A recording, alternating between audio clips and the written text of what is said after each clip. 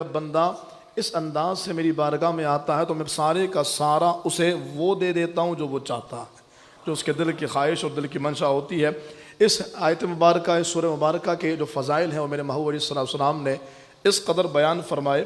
چنانچہ جناب سیدنا ابی بن کعب رضی اللہ عنہ سے مروی ہے کہ آپ صلی اللہ علیہ وسلم نے فرمایا کہ میں تمہیں ایک عظیم صورت سکھاؤں کہ اس جیسی صورت نہ توریت میں نازل ہوئی، نہ انجیل میں نازل ہوئی، اور قرآن کریم میں بھی اس جیسی کوئی صورت نہیں۔ ابی بن کعب نے عرض کیا رسول اللہ ضرور سکھائیے۔ سرکار علیہ السلام نے فرمایا وہ سورۃ الفاتحہ ہے۔ فرمایا قسم ہے اس ذات کی جس کے ہاتھ میں میری جان ہے، توریت، انجیل، زبور اور قرآن پاک میں اس جیسی صورت کوئی دوسری نازل نہیں ہوئی۔ سورہ فاتحہ ہی سبع من المثانی ہے، یعنی وہ صورت ہے جسے بار بار پڑھا جاتا ہے، اور سبع من المثانی قرآن کریم نے جو اس کو کہا ہے، اس کی وجہ حافظ ابن حجر اسقلانی بیان فرماتے ہیں کہ یہ نام ہر رکعت میں پڑھنے کی وجہ سے سب سے زیادہ جو صورت تلاوت کی جاتی ہے وہ سورہ فاتحہ ہے، اس لیے اس کو سبع من المثانی کہا گیا ہے۔ بعض یہ کہتے ہیں کہ اس صورت کے ذریعے اللہ تعالیٰ کی حمد بیان کی جاتی ہے، اور بعض یہ کہتے ہیں کہ یہ اس امت کے لیے استثنائی صورت ہے، اس امت سے پہلے اللہ تعالیٰ نے کسی کو یہ صورت عطا نہیں فرمائی۔ پھر اسی طرح سے ہم آگے چلیے تو اکابرین نے لکھا کہ سورہ فاتحہ بدنی بیماریوں کی شفا بھی ہے اور قلبی بیماریوں کی شفا بھی ہے۔ یہ بندے کے روحانی امراض کو بھی شفا دیتی ہے اور بندے کے جسمانی امراض کو بھی شفا دیتی ہے۔ روحانی امراض سے متعلق فرمایا کہ روحانی امراض دو طرح کے ہوتے ہیں، ایک علم فاسد ہو اور ایک ارادہ فاسد۔ یا تو بندے کا عقیدہ بگڑ جائے، بندے کا نظریہ خراب ہو جائے، یا پھر بندے کا عقیدہ درست ہو لیکن اس کے دماغ پر وساوس نے حملے کر دیے ہوں۔ آج کے دور میں یہ بہت زیادہ ہے، یا تو بندے کا عقیدہ ہی خراب ہے لیکن بحمداللہ تعالی ہم درست عقیدے پر ہیں۔ اب میڈیا کے اس دور میں، سوشل میڈیا کے اس دور میں ہر دوسرے گھنٹے کوئی نہ کوئی نیا کلپ آ رہا ہوتا ہے، ہر بندہ اپنی بات کر رہا ہوتا ہے۔ فرمایا یہ علم فاسد ہو یا ارادہ فاسد ہو۔ علم فاسد ہوتا تو بھی بندہ تباہ ہو جاتا ہے، ارادہ فاسد ہو تو بھی تباہ ہو جاتا ہے۔ فرمایا جو بندہ سورہ فاتحہ کو روزانہ باقاعدگی سے پڑھنے کا معمول بناتا ہے، اللہ اس کے علم میں پختگی لاتا ہے اور اس کے ارادے کو مضبوط فرماتا ہے۔ یعنی بندے کا نہ علم فاسد ہوگا نہ ارادہ کمزور ہوگا۔ شرط یہ ہے کہ سورۃ الفاتحہ کی تلاوت اس نہج پر کی جائے، سورۃ الفاتحہ کی تلاوت اس انداز سے کی جائے جو اللہ رب العالمین کا تقاضا ہے اور اللہ رب العالمین جو اپنے بندوں سے چاہتا ہے۔ پھر فرمایا کہ روحانی جسمانی امراض سے جو اس کی شفا کا معاملہ ہے، رسول اللہ صلی اللہ علیہ وسلم کے صحابہ کرام نے باضابطہ اسے شفا حاصل کی۔ اصل میں آج کے دور میں ہمارا توکل کمزور ہے، ہم سورہ فاتحہ پڑھتے بھی ہیں، یعنی آپ میں اور ہم میں سے ہر ایک نے ہزاروں بار سورہ فاتحہ پڑھی ہوگی، لیکن کبھی بھی ہم نے سورہ فاتحہ کے اسلوب پر، ترجمے پر، اس کے انداز خطاب پر، انداز تکلم پر غور نہیں کیا کہ رب کائنات نے تمام صورتوں سے پہلے سورہ فاتحہ رکھی ہے۔ اور مفسرین نے لکھا، ابن عباس نے بھی لکھا، فرماتے ہیں کہ تمام تر قرآن کریم کے مضامین کا، احکامات کا، برکات کا اور اللہ رب العالمین کے تمام تر فرامین کا جو خلاصہ ہے وہ سورہ فاتحہ میں موجود ہے۔ یعنی پورے قرآن کی برکات سورہ فاتحہ میں۔ ہم نے کبھی قرآن کو غور سے پڑھنے کی صورت اختیار ہی نہیں کی، سورہ فاتحہ کو سمجھنے کی طرف گئے نہیں۔ فرمایا سورہ فاتحہ وہ ہے جو ہر طرح کی بیماریوں سے شفا ہے، ہر طرح کے امراض سے شفا ہے۔ چنانچہ جناب رسول اللہ صلی اللہ علیہ وسلم کے صحابہ کرام عرب کے کسی قبیلے کے قریب سے گزرے اور سورہ فاتحہ کے ذریعے دم کرنے والی پوری روایت بیان کی گئی کہ ایک شخص تھا، وہ بیمار پڑ گیا تھا اور وہ ٹھیک نہیں ہوتا تھا۔ حضرات صحابہ کرام نے کہا ہم اس کو ٹھیک کریں گے۔ جب آپ اس کے پاس گئے تو صحابی رسول نے سورہ فاتحہ پڑھ کے دم کی بندہ ٹھیک ہو گیا۔ اب ان لوگوں نے بہت سارا مال ان کو دیا صحابی رسول کو، اور وہ مال لے کے حضور کی بارگاہ میں آئے۔ رسول اللہ صلی اللہ علیہ وسلم نے فرمایا کیا کیا تھا تم نے؟ کہا یا رسول اللہ سورہ فاتحہ پڑھی تھی۔ ایک غیر کو سورہ فاتحہ پڑھ کر کے دم کرنے سے بندہ ٹھیک ہو جائے، اور ہم سورہ فاتحہ پڑھتے رہیں اثر ہی نہ ہو۔ کیوں؟ اس لیے کہ زبان بھی تاثیر کا تقاضا کرتی ہے، اور سورہ فاتحہ کی تاثیر یہ ہے کہ سورہ فاتحہ کو جب بھی پڑھا جائے اس کے تراجم، مفاہیم اور رب کی منشا کے مطابق پڑھا جائے۔ پھر فرمایا کئی بار ایسا ہوتا ہے کہ سورہ فاتحہ کو پڑھنے کے باوجود اثر نہیں ہوتا، سورہ فاتحہ دم کرنے کے باوجود اثر نہیں ہوتا۔ فرمایا اس کی وجہ بھی بیان کی گئی، کہا کہ جس شخص کو دم کیا گیا ہے وہ دم کے قابل نہیں تھا، یا تو وہ مسلمان نہیں تھا یا پھر وہ کنجوس اور بخیل تھا، تو اس بندے کو سورہ فاتحہ اثر نہیں کرتی۔ یا تو دم کرنے والے کے دم میں دم نہیں ہوتا، یا پھر جس کو دم کیا گیا وہ مسلمان نہیں ہوگا یا کنجوس و بخیل ہوگا، تو تو ایسی صورت میں سورہ فاتحہ اثر نہیں کرتی. اور ایک بزرگ کہتے ہیں کہ مجھے طواف کعبہ کے دوران شدید ترین درد ہوتا تھا اور میں صرف سورہ فاتحہ پڑھ کے اس جگہ پہ پھیر لیتا تھا, میرا درد ٹھیک ہو جاتا تھا. آج ہڈیوں کا مرض, گردوں کا مرض, پتہ نہیں کون کون سے امراض ہیں. صحابہ کرام اور اکابرین کا یہ طریقہ اور یہ وظیفہ رہا ہے کہ ہر عمل کے لیے اور ہر درد کے لیے سورہ فاتحہ کا استعمال کیا کرتے تھے. سورہ فاتحہ کو فاتحۃ الکتاب کہا جاتا ہے, ام القرآن کہا جاتا ہے, سبع المثانی کہا جاتا ہے, کامل شفا کہا جاتا ہے, مؤثر دوا, بہترین دم, خزانوں اور کامیابیوں کی چابی, جسمانی طاقت کی محافظ, غموں, پریشانیوں, خدشات اور مشکلات کے لیے تریاق صورت ہے. الغرض دنیا اور آخرت کی کوئی حاجت ایسی نہیں جو بندہ سورہ فاتحہ کے ذریعے اپنے رب کی بارگاہ میں پیش کرے, اللہ پوری نہ فرمائے. لیکن اب مسئلہ یہ ہے کہ سورہ فاتحہ کو پڑھا کیسے جائے, سورہ فاتحہ کا انداز تلاوت کیسے ہو. تو ذرا ہم اس پہ کچھ تھوڑا سا مختصر کلام کرتے ہیں آج کے درس میں کہ سورہ فاتحہ کی تلاوت کا اسلوب کیا ہو. اس کی پہلی آیت اللہ فرماتا ہے الحمدللہ رب العالمین. سب سے پہلا جو خوبصورت معاملہ اور چیز ہے وہ یہ ہے کہ اللہ تعالیٰ خود ہمیں بتا رہا ہم اس کی تعریف کیسے کریں. تو یقیناً جو وہ چاہتا ہے اسی کو بیان کرتا ہے. یعنی اللہ تعالیٰ کی تعریف کے لیے اس سے بہترین لفظ نہیں ہے الحمدللہ رب العالمین. آج آپ دیکھیے ہمارے زندگی سے یہ لفظ ختم ہو گیا ہے. آج ہر چیز کا کریڈٹ ہم خود لے رہے ہیں.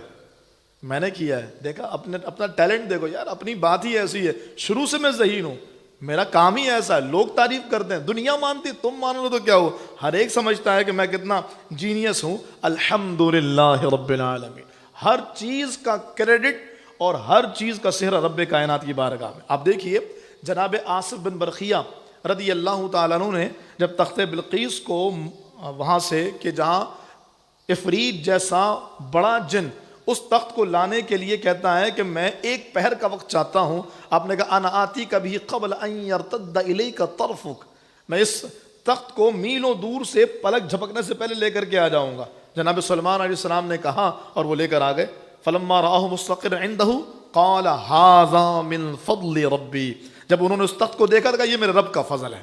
ہر چیز میں رب کا شکر ادا کر, الحمدللہ الحمدللہ, مالک تیرا ہی فضل ہے. بھائی یار ماشاءاللہ تم نے زبردست بات کی ہے, یار ماشاءاللہ تمہارا کاروبار تو بڑا چل پڑا ہے, یار تم تو ماشاءاللہ لوگوں کو بڑا اچھے انداز سے گائیڈ کرتے ہو.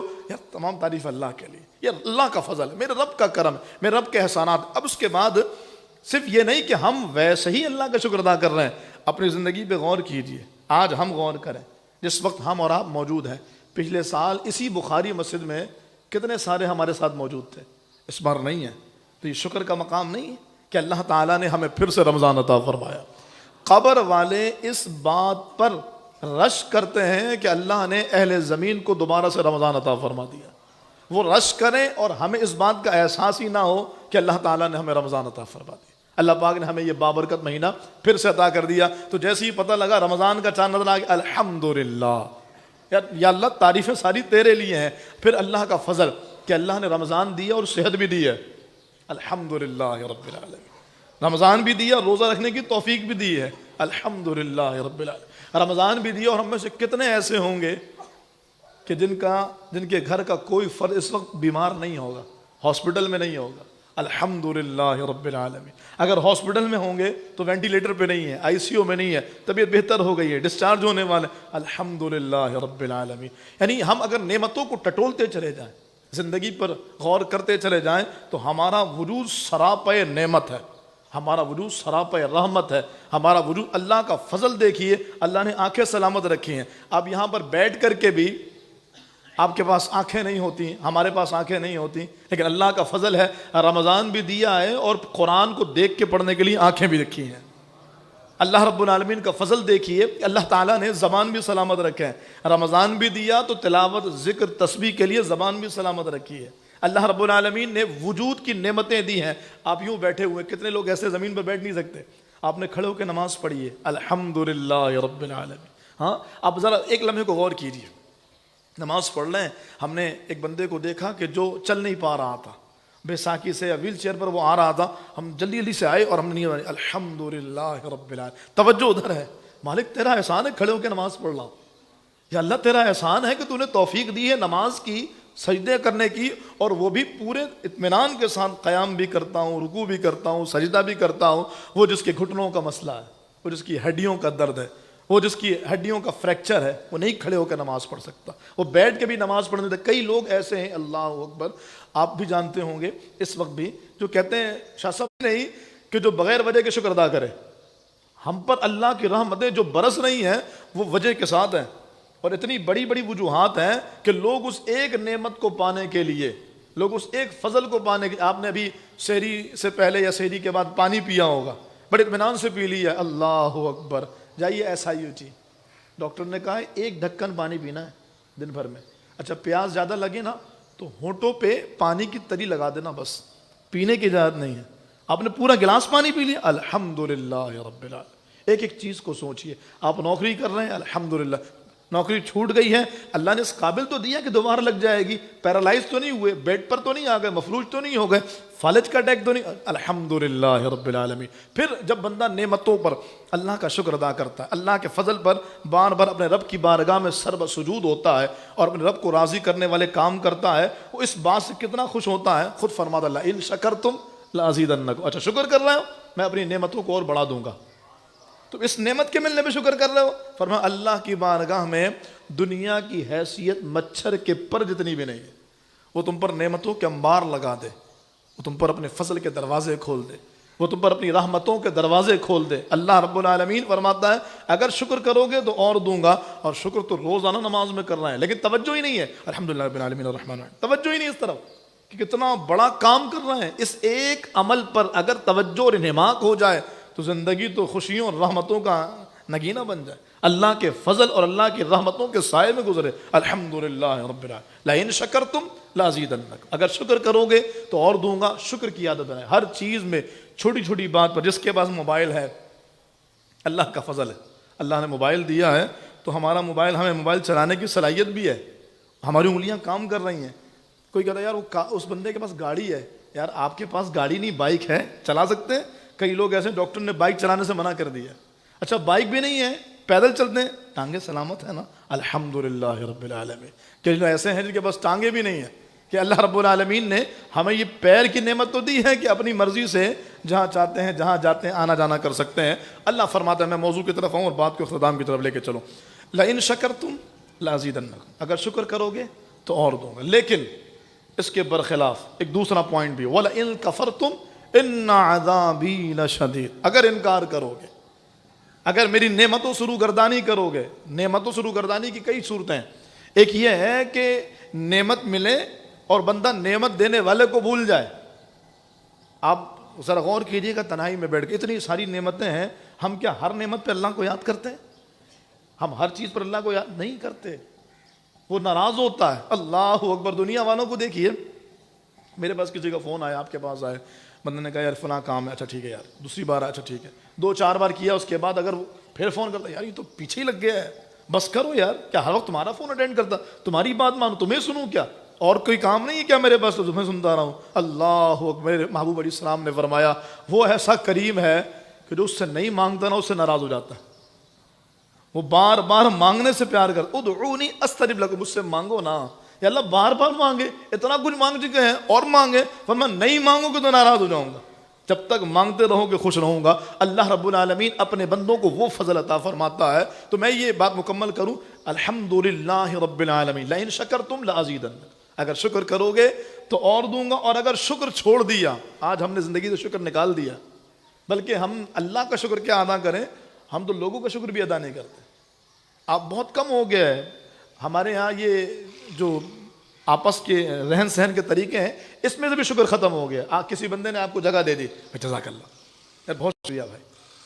اگر کسی بندے نے آپ کے ساتھ اچھا رویہ اختیار کیا، آپ کے ساتھ محبت سے پیش آیا، آپ کے لیے کوئی آسانی کر دی، اس سے اس کی ذات سے آپ کو کوئی فائدہ ہو، یا شکریہ بھائی، بہت شکریہ، آپ اللہ خوش رکھے، جزاک اللہ۔ یہ چیزیں زبان پر ہوں، کیوں؟ سرکار فرماتا ہے من لم یشکر الناس لم یشکر اللہ، جو لوگوں کا شکر ادا نہیں کرتا وہ اللہ کا بھی نہیں کرتا، جو چھوٹی چھوٹی چیزوں کا شکر ادا نہیں کرتا وہ خالق حقیقی کا کیسے شکر ادا کرے گا؟ تو لوگوں کا شکر بھی ادا کیجئے۔ کسی نے آپ کے ساتھ برتاؤ، بھائی بہت شکریہ، جزاک اللہ، اللہ آپ کو خوش رکھے، اللہ سلامت رکھے. اس سے فائدہ یہ ہوگا کہ اللہ اس کی برکت سے اپنا شکر ادا کرنے کی بھی توفیق دے گا. ایک بات. اور دوسری بات یہ ہے کہ اگر اللہ کا شکر ادا کرنا چھوڑ دیا جائے، جیسے آج ہماری زندگی سے شکر ختم ہو گیا، ہم رب کا شکر ادا نہیں کرتے، اللہ فرماتا ہے میرا عذاب بڑا سخت ہے، جو دیا ہے وہ بھی لے لوں گا.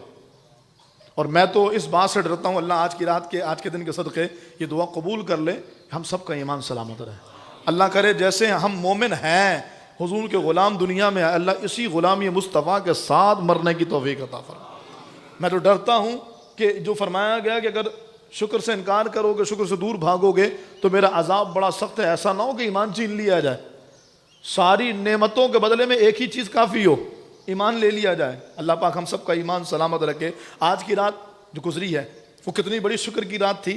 رسول اللہ صلی اللہ علیہ وسلم نے جہاں پر رمضان شریف کا خطبہ دیا، وہاں میرے محبوب علیہ الصلوۃ والسلام نے فرمایا کہ آج کی رات اللہ تعالیٰ تمام اہل قبلہ کو بخش دیتا ہے. اللہ اکبر. تمام اہل قبلہ کی بخشش ہو گئی.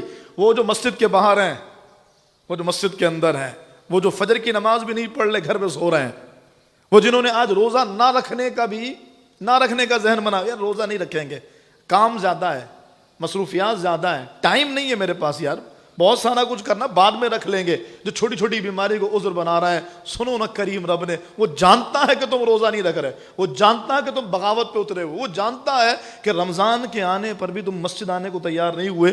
اس کے باوجود اس کا عام اعلان ہے، اللہ نے سارے مسلمانوں کو بخش دیا.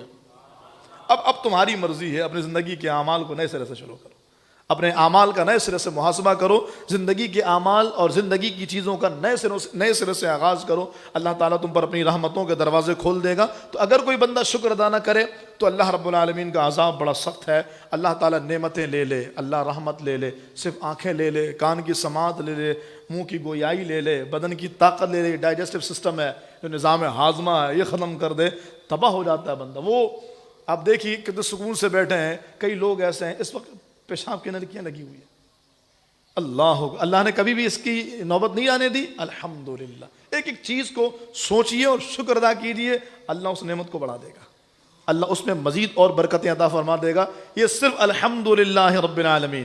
ابھی آگے الرحمن الرحیم مالک یوم الدین ایاک نعبد و ایاک نستعین اہدنا الصراط المستقیم صراط الذین انعمت علیہم غیر المغضوب علیہم ولا الضالین. ہمیں سیدھا راستہ چلا. فرمایا یہ تو رسول اللہ صلی اللہ علیہ وسلم نے بھی دعا مانگی، ہمیں سیدھا راستہ چلا. حضور سے بڑھ کے سیدھے راستے پہ کون؟ کہا اللہ کے نبی سے بھی دعا اللہ نے یہ منگائی ہے، اور سرکار نے یہ دعا مانگ کر کے بتایا ہے کہ جو سیدھے راستے پر ہو اسے بھی یہ دعا مانگنی ہے. ہمیں سیدھے راستے پر چلا، اس کا مطلب کیا ہے؟ ہمیں سیدھے راستے پر استقامت عطا فرما. اہدنا الصراط المستقیم. ایک ایک لفظ پر غور کیجئے. سورہ فاتحہ پڑھ دے. حدیث پاک میں آیا ہے، گفتگو ختم کر رہا ہوں، سرکار نے فرمایا لا صلاۃ الا بفاتحۃ الکتاب. سورہ فاتحہ کے بغیر نماز نہیں ہوتی. تو اگر آپ امام کے پیچھے نماز پڑھ رہے ہیں تو حدیث پاک میں فرمایا گیا امام کی قرأت تمہاری قرأت ہے. اس وقت تلاوت نہیں کریں گے، اس وقت سنیں گے. اب کیا کریں؟ ایک ایک لفظ پہ غور کریں. الحمدللہ رب العالمین. امام صاحب نے پڑھا، ہمارے دماغ میں اللہ کی نعمتیں گھوم رہی. مالک تیرا کتنا احسان، یا اللہ تیرا کتنا فضل ہے. یہ ایسا مجرب نسخہ ہے، یہ ایسا زبردست وظیفہ ہے جو آپ کے کاروبار کو یہ بڑھا دے گا، آپ کے رزق کو بھی بڑھا دے گا، آپ کی خوشیوں کو بھی بڑھا دے گا، آپ پر اترنے والی نعمتوں میں بھی اضافہ کرے گا، اور جو بلائیں، مصیبتیں، پریشانیاں، دکھ، غم، تکلیفیں ہیں اللہ سب کو دور فرما دے گا. اٹھائیے ہاتھ، دعا کیجئے ہم اس کریم رب سے کہ جس نے اتنی نعمتیں برسائی. ہم کہتے ہیں الحمدللہ. اے اللہ تیرا احسان ہے، تو نے رحمتوں کے دروازے کھولے ہیں. ہماری دعا قبول کر، ہم سب کا ایمان سلامت رہے. ہماری دعا قبول کر، ہمیں اپنے شکر گزار بندوں میں شامل فرما. ہماری دعا قبول کر مالک. ہم اتنے سکون سے، اتنے اطمینان سے نمازیں پڑھ رہے ہیں. وہ لوگ بھی ہیں جو بیت المقدس میں گولہ باریوں کے اور گھن گرد کے سائے میں بھی نمازیں پڑھ رہے ہیں. اللہ ان کو سلامت رکھ. قبلہ اول کی حفاظت فرما، فلسطینیوں کی مدد فرما، قبلہ اول کو آزاد فرما، یہودیوں کو برباد فرما. آنے والے جو ایام ہیں بابرکت لمحات ہیں، اللہ ان کا حق ادا کرنے کی توفیق عطا فرما. آمین بجاہ النبی کی امین وما علیہ الا البلاغ.